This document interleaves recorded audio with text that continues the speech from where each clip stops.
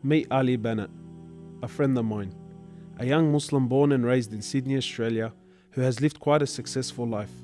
However, it was only recently that his life took a dramatic turn. This is Ali's story. Where are you at now with your life?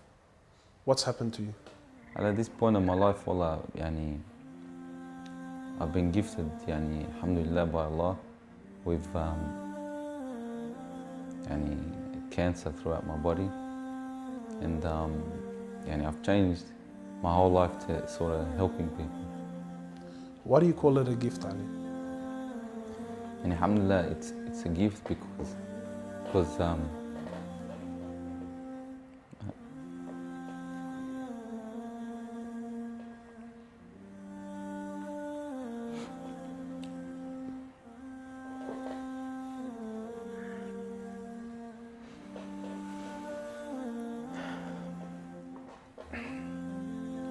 and it's a gift because Allah's given me a chance to change. What has having cancer, what has it opened your eyes to? SubhanAllah, everything in life, even the smallest gift, like breathing fresh air.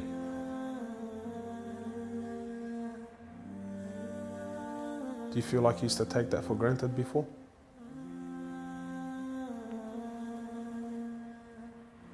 How long have you had cancer for? 4 months now. Ali was diagnosed with stage 4 cancer and given only 7 months to live.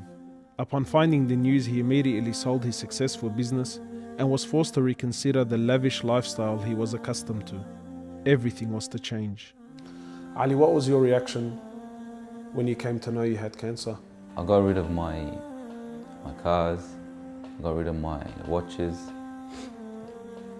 even my clothes. I took them with me overseas and I gave them to a lot of people up there, alhamdulillah. So I wanted to try to leave this world without anything. So you were on a mission to get rid of your dunya.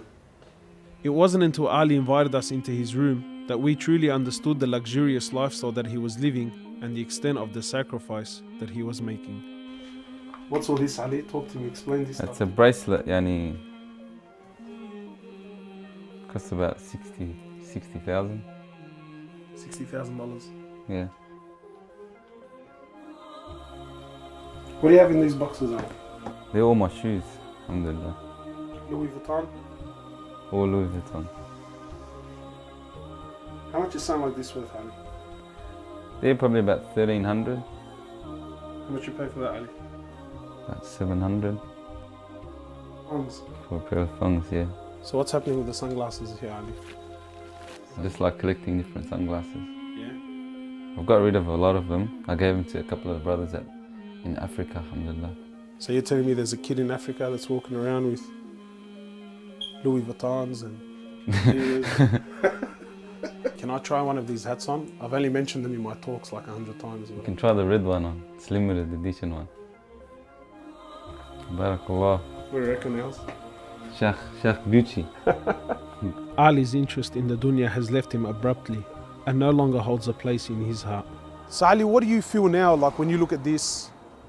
And driving something like this doesn't really cross my mind anymore. It's not something I would want to do no more.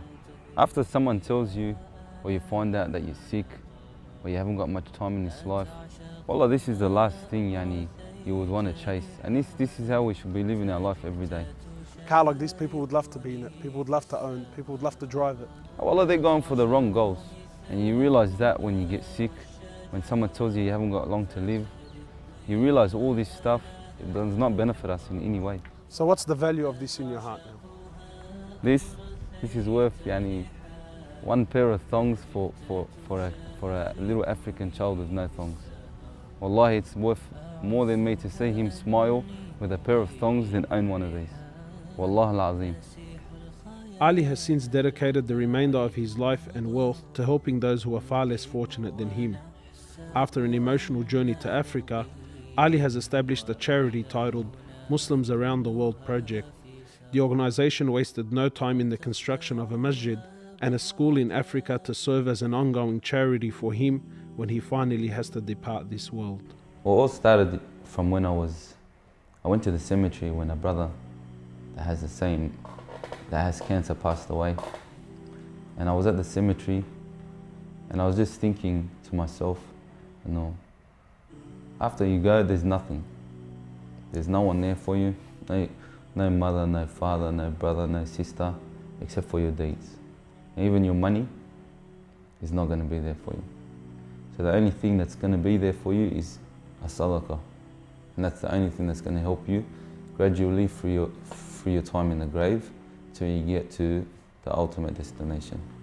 As the reality of death further sinks in, Ali spends most of his personal time in preparing himself for his final meeting with his Creator, Allah. The Prophet of Allah says, sallallahu alaihi wasallam, more or less, he says, he who loves to meet Allah, Allah loves to meet him. And he who hates to meet Allah, Allah hates to meet him. Are you loving to meet Allah? Because of this cancer, I've been advised by one of the brothers to take a special drug to help me with pain and stuff. And subhanAllah, it's very strong. I took a bit too much and I came into a whole different world within not knowing where I was, and it was very hard for me. And subhanAllah, I actually seen things I've never seen before. And my family were there all standing around me, and I was pointing up and I was saying, Ya Allah, take me. And it was that beautiful what I was seeing. I just wanted to go. And the next day, subhanAllah, I woke up and I was upset that Allah didn't take me.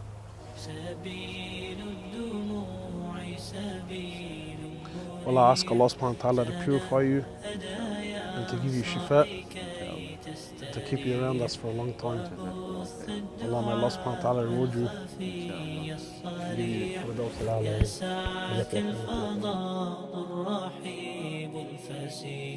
سبيل الدموع سبيل مريح تنهدى يا صاحي كي تستريح